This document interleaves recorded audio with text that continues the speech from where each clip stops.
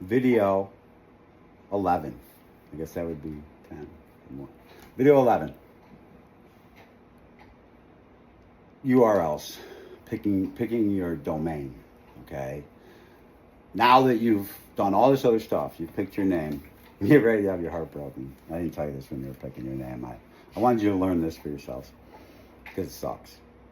Next thing you have to do is find out if that name is being used by anyone else.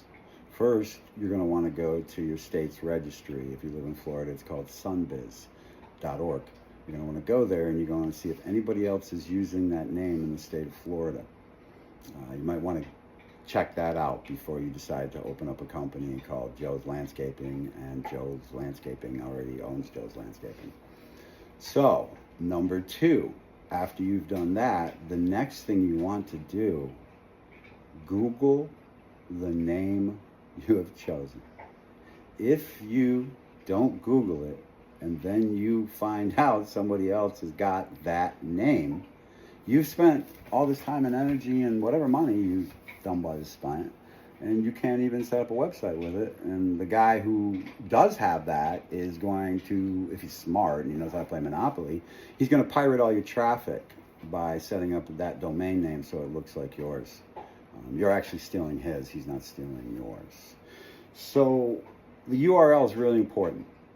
So now you've taken your name and you've checked the URL.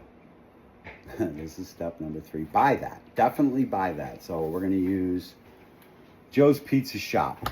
So you're going to buy www.com, Joe's Pizza Shop. You can buy the .net. Listen, guys, I got to tell you something. That was one of the biggest scams in the entire planet. When's the last time you typed in .net anything or anything other than .com?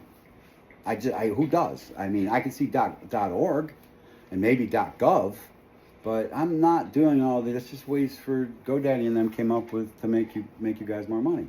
So Google your complete name. You also, at the same time you do this, you can open up GoDaddy, and at the top of GoDaddy is a free search the name. So if you see, you Google it first, no name like that comes up, then you go to the next spot. You go into Google, or GoDaddy domains, search the domain. If it's available, it'll tell you. It's like $8. Definitely buy it. Even if you're not going to build a website right away, buy your name. You want to own your name, because if you don't, I can buy your name anytime I want if you don't own it, literally. So, second thing you want to do is you want to come up, if you have a crazy name, you need an acronym, okay? So what if Joe's Pizzeria is called Joe's Sicilian Pizzeria the way Mama loved it? Okay, great name. Probably, great name. You can't do a domain name. You want to own that domain name, but nobody's going to remember all that. So use an acronym. Once again, JP, I don't even know what I just said, but JP's grandmother's, JPTC.com.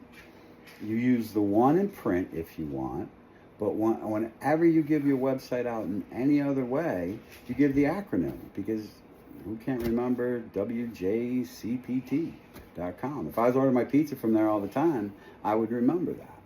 It's an easy one to remember. So always get an acronym of your name if it's got more than a couple of words, or it's in any way, shape, or form. Here's the other part of that. I found this out in the very beginnings of the internet. I was actually there creating ads when AOL pop-up ads were driving you all crazy. But one of the things that I learned in the beginning, and we'll get into this into marketing later on, but domains and searches were spelling specific. If you misspelled something, it took you to a whole nother definite, it didn't correct you. It didn't say, did you mean? So you could pirate a lot of traffic off of stupid stuff by spelling the name. So I would just buy all these domain names, and then like that, I would just redirect them to my main site. If you don't understand all that, we'll get into that when we get into marketing.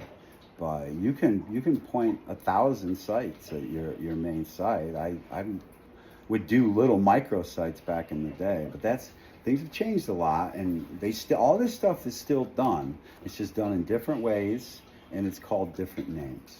So there's your company name. I hope I didn't break anybody's hearts as you ran to Google to find out that if the name you've been thinking about since you were in 3rd grade isn't available for you to use. So, peace.